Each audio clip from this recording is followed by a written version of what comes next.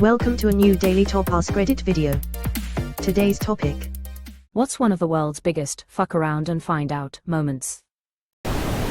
Steve Jobs trying to fight his treatable cancer with a juice diet.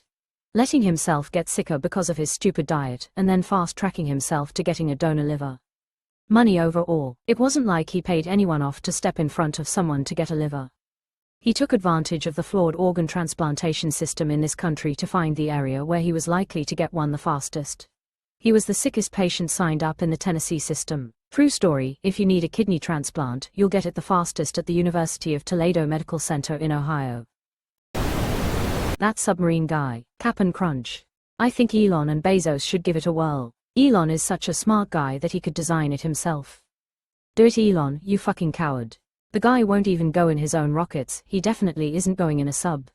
Best FAFO I can think of, that missionary guy who went to prohibited island off the south coast of India despite ban and multiple warnings. And a kid shot his Bible with an arrow and he still came back. It's a fascinating story and this detail always blows my mind. There's a really fantastic article about it that I share every time I see this story on Reddit, The American Missionary and the Uncontacted Tribe. Highly recommended read. Ferrari dissing Lamborghini, tractor manufacturer at that time. Ferrari dissed Ford, so Ford made a racing car that beat Ferraris in 1966 Le Mans. Lol, I just saw Ferrari versus Ford today. The guy who killed Genghis Khan's traders and mutilated his diplomats. Anyone who fa always foe with Khan to my knowledge. Then their friends, their family, and anyone that resembles or spoke to or lived on the same land mass soon foe too.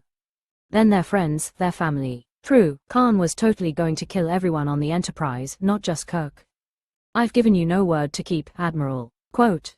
I spent a lot of time the other day giving fun stories about Khan on another thread. Might as well recycle for those who missed it. Genghis Khan effectively took a bunch of separated tribes and made them all work as one. Death for those who fought against the move. He allowed free religion as long as you fought with them. They had early versions of what we think the Pony Express was. He also allowed merit-based ranking versus noble birth. He also was open to every person from anywhere. He used Chinese engineers, Persian scholars, whoever. The Kamyasa, which was their code of conduct, which had strict penalty for crimes against each other.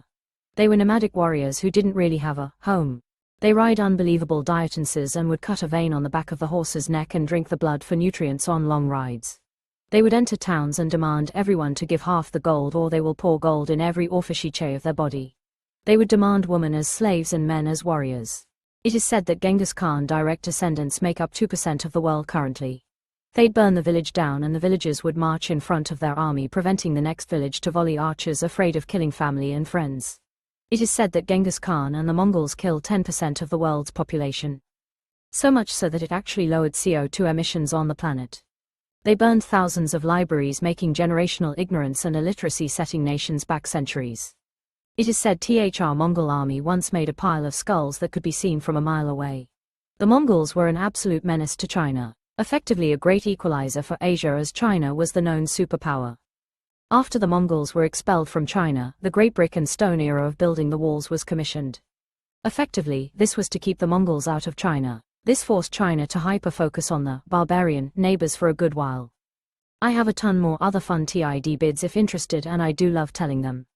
Like the time he rerouted a river over a disobedient lord's whole city who killed his messengers. Or why we still to this day don't know where he is buried. Or the man who shot him with an arrow who he showed mercy to and became one of his most trusted advisors, warriors. TLDR, the Mongols were insane. Edit, some have requested some other stories. Story Edit 1, Genghis Khan from my understanding was a level-headed ruler albeit ruthless. One story is that he sent a few messengers to a nearby town. The king of that town scoffed and laughed at them. Killed one and told him to deliver that message. Genghis Khan decided that surely they were mistaken on who he was. He sent a new envoy. They all were executed. Genghis amassed his largest horde of 100k troops, asked a nearby city to assist him, which they rejected and did not want to get involved. Genghis and his army marched and decimated their army with ease.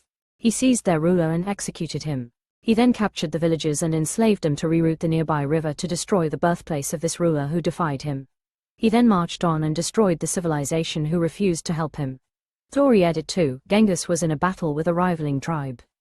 In the course of the battle, legend has he was struck by an arrow and knocked off his horse. After his army destroyed theirs, he confronted the remaining living troops. He asked who was the warrior who shot his horse. One man, Jebe, stood up proud to say he killed his horse but corrected him and said, "I shot the Khan, not the horse.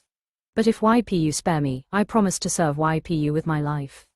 He went on to be one of his most trusted warriors. I have heard conflicting reports that he may have been one of the men with him when he died, which will Brom Edit 3. Story Edit 3. When Genghis was ill, he instructed 4 of his most trusted guards to carry his body to an unmarked location. They were instructed to kill every single person they came across, which they did. When they got there, they buried him and then killed themselves. To this day, we do not know where his body is. Edit 4, for those still reading. Some more for you now that I am not working. Because back in the time, families used to live in nearby cities and towns, the Mongols used psychological warfare. They would have the families march in front as stated earlier, but they would also catapult heads over besieged walls. On top of that, they used biological warfare by catapulting bodies with the plague over city walls to fester. So imagine a city where you walk outside and your uncle's body is sitting there festering in the street because they flung him there. The 10,000 fireflies or something like that went that Genghis and his horde were outnumbered. So what he did is commanded his men to ride with 3 to 5 torches in hand. Albeit difficult, they managed to do it. This struck absolute fear into the enemy, who fled in fear. Genghis was a master at psychological warfare, even with his own people. He had a childhood friend, Jamukha, he made a trusted general. Throughout the years, they fought many battles. However, he later betrayed Genghis Khan. Due to their friendship, Genghis made a promise to him that he will be executed without him spilling blood.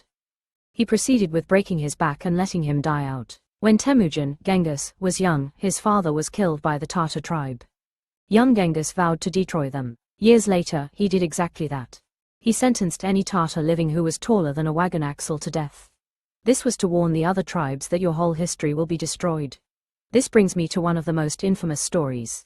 The Mongols were invading China and the city they were besieging had a lot of resources. Knowing this could be a disaster, Genghis Khan requested 1,000 cats and 10,000 swallows as tribute. Reluctant but not wanting war, they gave them the provisions. However, Temujin had other plans. He strapped the animals with oil on their backs and lit them on fire. The animals flew or ran back, setting the city on fire. Chaos absolutely erupted to where the Mongols simply walked in and took the city with ease. Of course, a nation can't do this without a brilliant army and leadership. They had the 4 digs of war, which was Temujin's 4 main generals. They were described by a poet like, "Those 4 dogs have bronze as their foreheads, borers as their tongues, chisels as their snouts, steel as their hearts, swords as their whips. They drink the dew and ride the wind. At the scenes of slaughter, they swallow human flesh. On the day of dealing death, they devour the flesh of men." Subutai, his main general, is arguably known as one of, if not, the greatest military leaders, strategists in history. The Demon Core. In 1945, scientist Harry Daghlian suffered fatal radiation poisoning and died 25 days later after accidentally dropping a tungsten carbide brick onto a sphere of plutonium, which was later nicknamed the Demon Core. Then, in 1946, scientist Louis Slotin accidentally irradiated himself during a similar incident using the same Demon Core sphere of plutonium involved in the Daghlian accident. Moral of the story: don't fuck around with plutonium. Wow, I read up more on this. Daghlian made an honest mistake, but Slotin was an idiot, lol. From Wiki, by Slotin's own unapproved protocol, the shims were not used. The top half of the reflector was resting directly on the bottom half at one point, while 180 degrees from this point a gap was maintained by the blade of a flat-tip screwdriver in Slotin's hand. The size of the gap between the reflectors was changed by twisting the screwdriver. Slotin, who was given to bravado, 12, became the local expert, performing the test on almost a dozen occasions, often in his trademark blue jeans and cowboy boots in front of a roomful of observers. Enrico Fermi reportedly told Slotin and others they would be dead within a year if they continued performing the test in that manner. 13. Scientists referred to this flirtation with a nuclear chain reaction as tickling the dragon's tail, based on a remark by physicist Richard Feynman. 15. On the day of the accident, Slotin's screwdriver slipped outward a fraction of an inch while he was lowering the top reflector, allowing the reflector to fall into place around the core. Instantly, there was a flash of light. The core had become supercritical, releasing an intense burst of neutron radiation. Slotin quickly twisted his wrist, flipping the top shell to the floor. 16. There was an estimated half second between when the sphere closed to when Slotin removed the top reflector. 6. Slotin received a lethal dose of 1000 radians, 10 grays, neutron and 114 radians, 1.14 grays, gamma radiation in less than a second, while the position of Slotin's body over the apparatus shielded the others from much of the neutron radiation. Slotin died 9 days later from acute radiation poisoning. Yup, Slotin really was fucking around. Don't fuck around with plutonium. Well, what you said, and the Libyans will find you, even if it's late at night in the parking lot of a mall, built on a farm with 1 or 2 pine trees, depending on who you ask and when you ask them.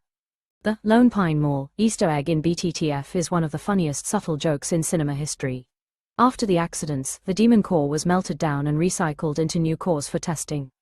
So, now there are baby demon cores. Baby demon cores. Do.